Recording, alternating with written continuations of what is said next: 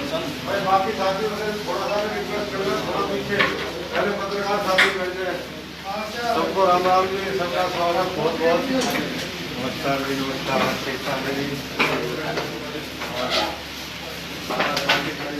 नेताजी कार्यकर्ता को कह दो थोड़ा सा रखें।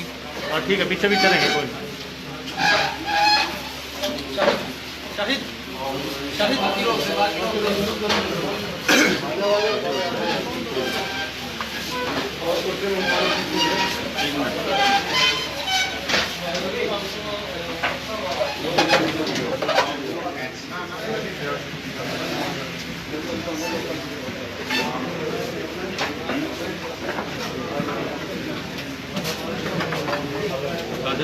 हाँ कोई नहीं, अरे सर ठीक हो।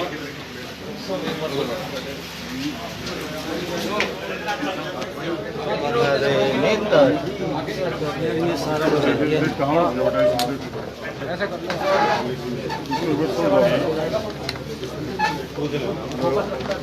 आओ जी आओ, बैठो भाई।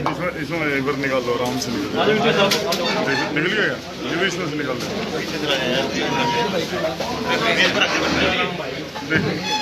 अभी रख लो। बैठ जाओ भाई, बैठ जाओ सारे। रख दे, वहाँ रख दे।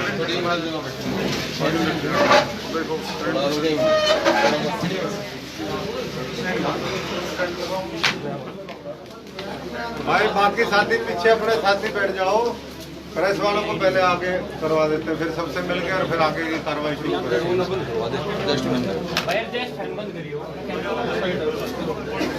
पीछे बोल भी तो थोड़ा आपस में बात ना करें।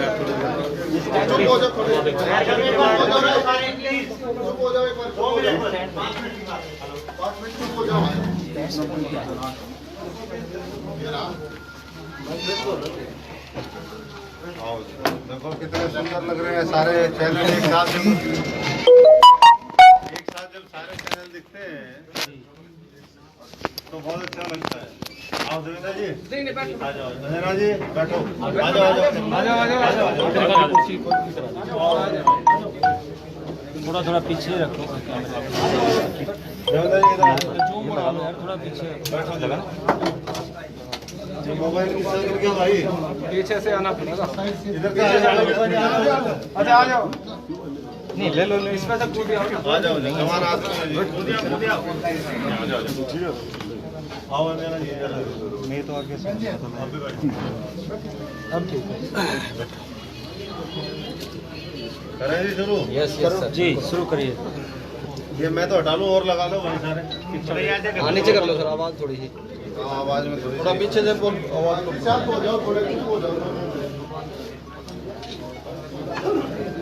और अब आपस में बात मत करो, मीडिया वालों को छोड़ गए। मीडिया वालों को तो हम कुछ नहीं कह सकते।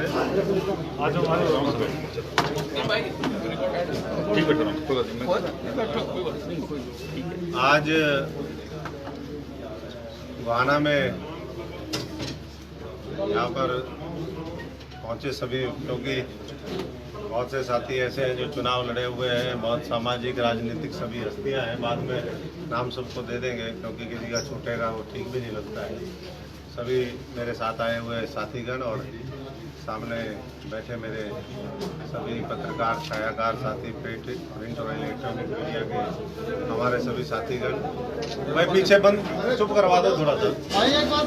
मैं सभी साथियों का बहुत बहुत धन्यवाद करता हूँ, आप सबका स्वागत करता हूँ।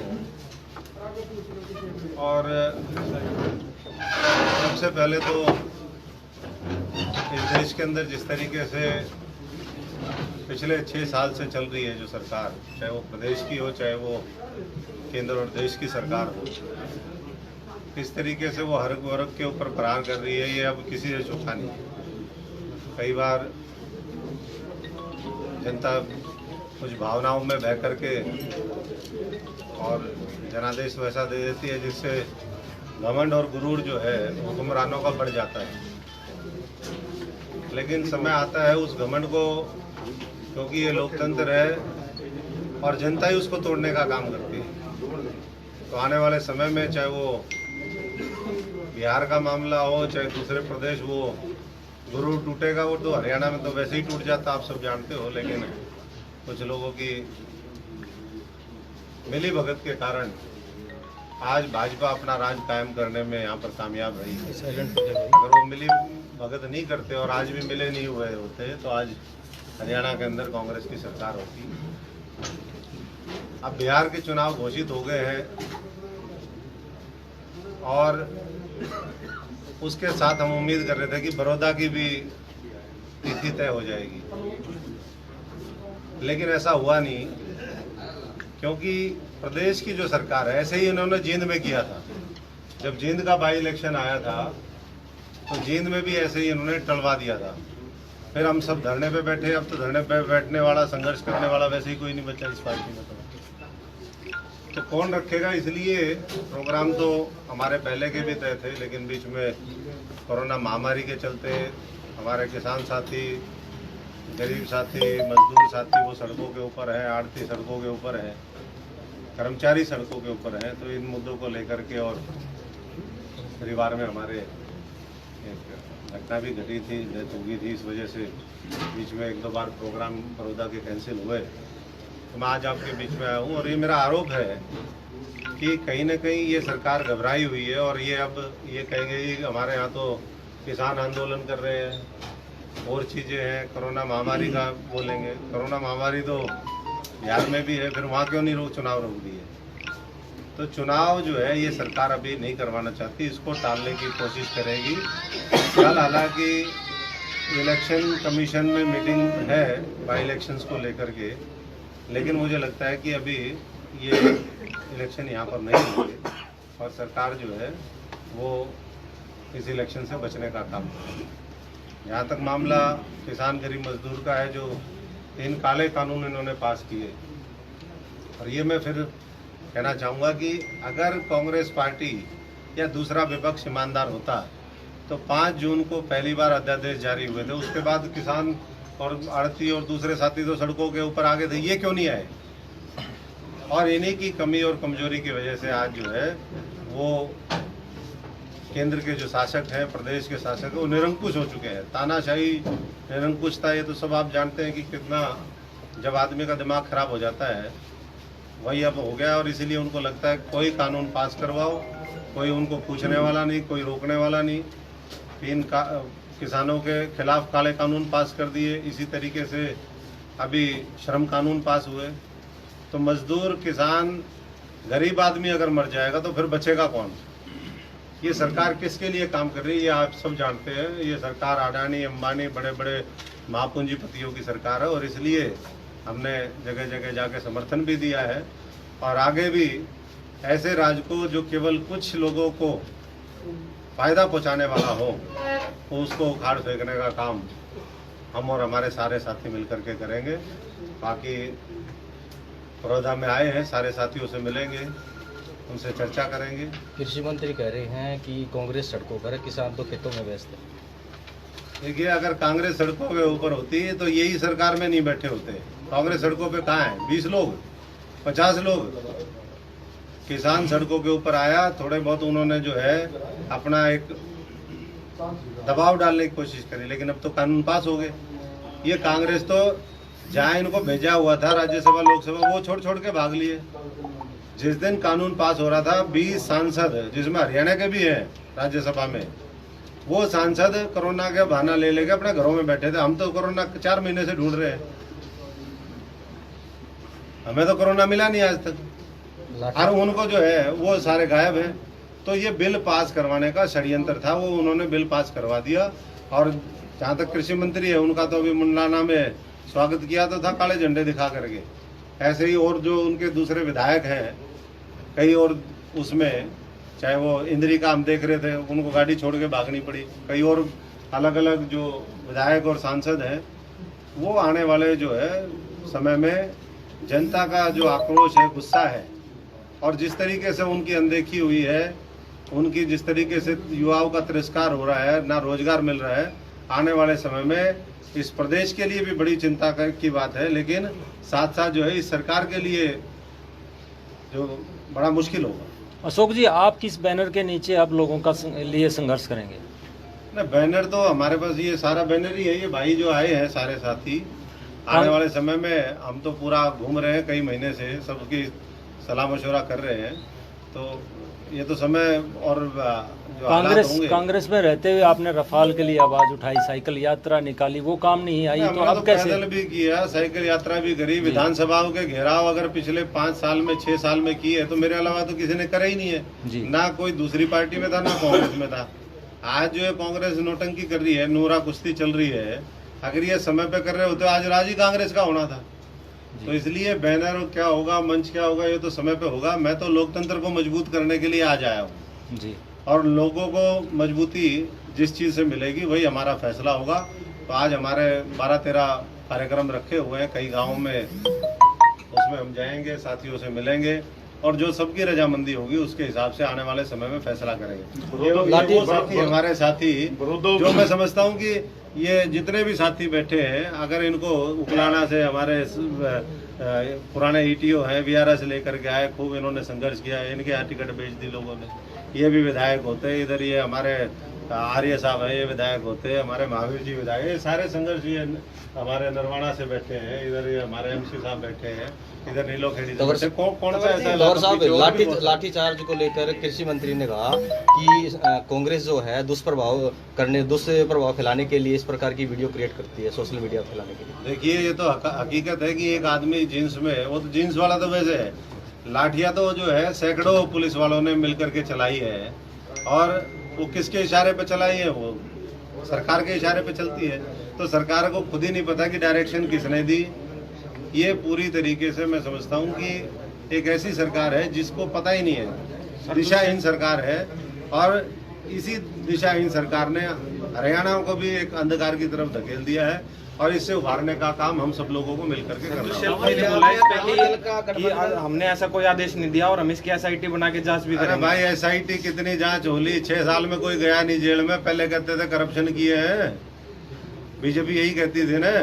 तो कौन सी एसआईटी? सीबीआई हो, ईडी हो, इनकम टैक्स हो, उनसे कुछ नहीं हो रहा। अभी एसआईटी करेगी। एसआईटी और कई मामलों में चल रही है। एसआईटी का अगर कुछ नतीजा निकलेगा तब देखेंगे। अभी तो कुछ नहीं है। मामला सारा रफा दफा करने के लिए, जनता की आंख में धूल झोंकने के लिए काम है। अकाली दल का गठबंधन था पंजाब में, एनडीए के साथ टूट गया है, क्या कहना उसको? कितना असर पड़ेगा हरियाणा की राजनीति से? देखिए, मैं समझता हूँ कि जो भी व्यक्ति या संगठन या पार्टी किसान गरीब मजदूर के हित में खड़ी होती है, उनका सबका स्टैंड ऐसा ही होना चाहिए। ये तो जितने चुने हुए प्रतिनिधि हैं, अगर बचना चाहते हैं जनता के प्रकोप से और उनके गुस्से से, तो वैसे ही पहले ही छोड़ देनी चाहिए। इनको तो सबको किसान मजदूर गरीब के साथ मिलकर के खड़ा होना चाहिए और तभी ये देश बचेगा। वरना इस देश डॉक्टर तंवर जी, ये तो उनका अपना मामला है। कुछ न कुछ गड़बड़ चल रही होगी तभी इस तरीके का मामला होता है। बुढ़लाना में घेराव किया गया था। घेराव करने के बाद लोगों पर पर्चा दर्ज किया गया, 90 लोगों पर 4 पीटीआई। अभी तो मेरे को ये पता है भाई, कांग्रेस में इलाज की प्रक्रिया चल रही है। एक गुलाम को हटा दिया और गुलाम के साथी को भी हटाने की तैयारी चल रही है। मेरे सूत्र बता रहे हैं नेता विपक्ष जल्दी बदलेंगे। तो आपकी कांग्रेस में वापसी की संभावना बढ़ेगी सर? कांग्रेस में वापसी की संभावना है कुछ? देखिए, अभी तो कांग्रेस ने कुछ ऐसा काम किया नहीं कि दोबारा वापसी की कोई वो आगे। अभी तो बहुत दूर है दिल्ली।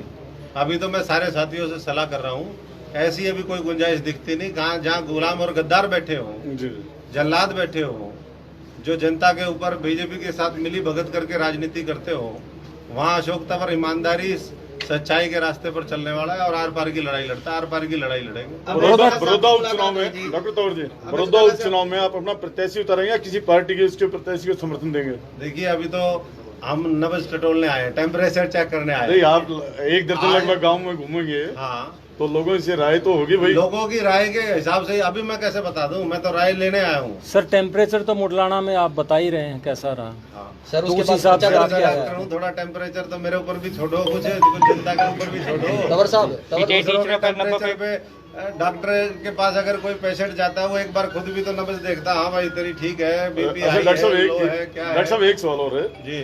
जैसे पंजाब में अलग हुए हैं, पंजाब के अकाली दल बादल, ऐसे क्या प्रदेश के नेताओं ने जो सत्ता पर विपक्षी हैं उन्हें भी रिजाइन दे देना चाहिए? मैं कह रहा हूँ, जो भी चुना हुआ प्रतिनिधि एमपी हो, एमएलए हो, चाहे विपक्ष का नेता हो, हाँ, चाहे विपक्ष का नेता हो, अरे किस बात का लालच? देश बर्बाद हो रहा है, खत्म हो रहा है। आप अपनी कुर्सियों से चिपके हुए हो, बड़ी तो मुश्किल से ऐसे कैसे विधायक बनी मामला हो। चलेगा?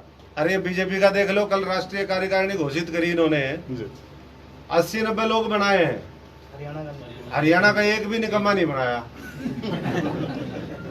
काम तो बढ़िया किया, पर परंतु और भी क्या कारण है? हरियाणा निकम्मे तो साबित कर दिया कि इनकी ना तो जरूरत है हरियाणा और के आगे साथ ना हम इनका देखिए। कोई फ्यूचर है। नहीं तो इतने देश के अंदर इतने पदाधिकारी हैं, कोई ना कोई तो बनाना था।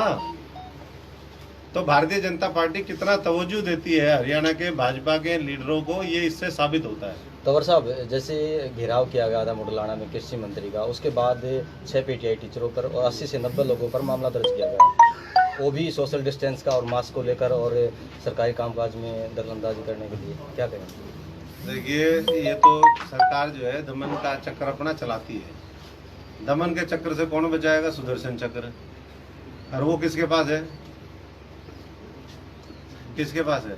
तो आप आपको ही बताओ बताओ सारी जी। बात। आप मैं बताएंगे ऊपर आगे? हमें दिया हुआ सुदर्शन चक्र चलाया था विधानसभा में, फिर आगे चलाएंगे। जो जो इस सरकार के खिलाफ लड़ना चाहता है वो हमारा साथ दे, हम उनके साथ खड़े हैं पूरी मजबूती से। सर, कांग्रेस के द्वारा कहा जाता है कुछ वोट कटुआ लोग आएंगे हल्के के अंदर, तो उनसे सावधान रहना, आप क्या और कहें? वो क्या है? आप वो बताइए। क्या है? आप बताइए। दिल्ली में बताया तो लोगों ने क्या है, हरियाणा में तो वोट क्या, वो पूरी तरीके से नतमस्तक है, सरेंडर है। इस कांग्रेस में ये पूछने वाला है कि भाई मोदी से जाकर के मिलते हो जिसने देश का नाश कर दिया, कोई पूछता है कि क्यों मिले? ऐसी कौन सी मजबूरी है? ऐसी कौन सी साठगांठ है? हम तो नहीं मिले आज तक। हमारे पास भी बतेरे प्यार पत्र संदेश भेजे लोगों ने, सारी पार्टियों ने, हम तो जाके नहीं मिले। तंवर साहब, इतने विरोध के बावजूद सरकार जीत के दावे कर रही है और उन्होंने अभी हाल ही में आईएमटी और चावल मिल की घोषणा की है, तो इसके बारे में क्या कहना? देखिए, और क्या नाम ये आईएमटी पहले खरखोदा में घोषणा करी थी, कई साल हो गए, मेरे ख्याल से 5-6 साल हो गए जब सरकार आई नई। वो एक शाह अम्बाला में घोषणा करी थी। उन आईएमटीओ का क्या हाल है? आज ट्रस्ट डेफिसिट हो गया इस सरकार के प्रति, इस नेतृत्व के प्रति भाजपा का, चाहे वो प्रदेश का हो चाहे देश का हो। ना कोई बाहर से पैसा लगाना चाह रहा है, न देश का उद्योगपति लगाना चाह रहा है इस देश के अंदर, और यहाँ ये घोषणाओं पर घोषणा ही कर रहे हैं। और कितनी घोषणा जींद में कितनी करी थी भाई, पूछ के आ जाओ, नजदीक है, 30-40 किलोमीटर जाओ, उसने जींद देख के आओ, सारा पाट दिया था जनवरी में। 2 साल हो लिए, 2 साल के अंदर जींद में कोई गुणात्मक परिवर्तन नहीं। आज भी जींद बड़ा गांव की वो शहर नाम है उसका, लेकिन वहां लोग ये कहते थे बड़ा गांव है, ये कुछ नहीं है भाई जींद। अरे ऐसा ही अब बड़ौदा में, बड़ौदा अब कैसे याद आ गया? एक विधायक की डेथ हुई, आकस्मिक डेथ हुई, बहुत सज्जन पुरुष थे, हमारे को तो बड़ा उनका आदर मान हमने भी किया, उनका बड़ा प्यार हमें मिला। लोगों ने तो उनकी भी टिकट काटने की कोशिश करी 2014 में, और उस समय हम मजबूती से खड़े हुए थे, तब मामला बदला था। अब फिर षड्यंत्र हो रहे हैं, बीजेपी को जिताने की साजिश चल रही है, जनता हराना चाह रही है, और कुछ लोग बीजेपी को जिताना चाह रहे हैं। तो क्या होगा मेरे समझ में नहीं आ रहा है। मैं तो जनता से यही पूछने के लिए आया हूं कि भाई आप जो है कुछ हमें भी गाइड करो और हमारा साथ लो, और ऐसे राज्य को और ऐसे लोगों को जो मिलीजुली वो चलाते हैं, जो साजिश करते हैं आम जनता के खिलाफ, उनको बदलने का काम करो। डॉक्टर साहब, आज से आपका ये दौरों का आगाज हुआ है, तो ये कब तक चलने वाला है और कितने गाँव में जाने वाले हैं आप? ना, हम तो सब जगह ही जाएंगे, सारे गांवों में जाएंगे। मैंने बताया कि परिवार में एक डेथ हो गई थी, उसकी वजह से 1.5-2 महीना ये हमारा लेट हो गया, और बीच में कोरोना भी था, और कोरोना अब 50 लाख टच कर गया है, हरियाणा से लेकर के सब जगह फैल रहा है। पर ये जो नेता है ना, जो पकड़ने चाहिए उनको नहीं पकड़ता है। हाँ, टारगेट इसका थोड़ा सा कमजोर है कोरोना का। जिसको पकड़ना चाहिए उसको पकड़ ले तो ठीक हो जाए मामला। डॉक्टर साहब, कई मंत्री इसके कारण उनकी निधन हो चुका है, यूपी में भी, एमपी भी एक उनका भी निधन हुआ है। आप कैसे कह सकते हैं कि भी इसका असर नहीं है कोरोना का? नहीं, असर मैं कह रहा हूँ जहाँ असर होना चाहिए। अब ना तो लोग लड़ाई लड़ रहे हैं, अपना घरों में बैठे हैं। अरे छुप के बैठने के लिए थोड़ा बनाया था आपको, कोरोना से फाइट करो। और ये जो है जन विरोधी जिनकी नीतियां हैं बीजेपी और दूसरे लोग, इनसे भी फाइट करो। ठीक, और बाकी तो हमारे जैसे साथ हैं ही, ठीक बचा लेंगे, चिंता क्यों कर रहे हो? प्लाज्मा कहीं देने की जरूरत होगी, पहले बाहर तो आओ। गुलाम नबी आज़ाद को अभी पद से हटाया है, तो कांग्रेस के प्रति आपकी नाराजगी कुछ कम हुई या बरकरार है? देखो, मैंने तो ये कहा है पहले भी बात, मैं इतने साल में देख लिया, 25 साल मैंने कांग्रेस को किए। तो यहाँ तो जो है कहते हैं स्पाइनलेस, जिसकी रीढ़ की हड्डी ना हो ना, और जिसका स्वाभिमान खत्म हो चुका हो, वही आदमी रह सकता है। और हमने हमेशा साधारण परिवार के लोगों की लड़ाई लड़ी, आज भी इन्हीं साधारण परिवार के और जो बड़ौदा से लेकर के पूरे हरियाणा में है उनकी लड़ाई लड़ रहे हैं। एक गुलाम गया, दूसरा गुलाम आया, गुलाम गद्दार जो है वो यहाँ पर बैठे हैं, और जब तक ये बैठे रहेंगे कोई नाराजगी दूर होने का नहीं मामला। ठीक है सर। धन्यवाद।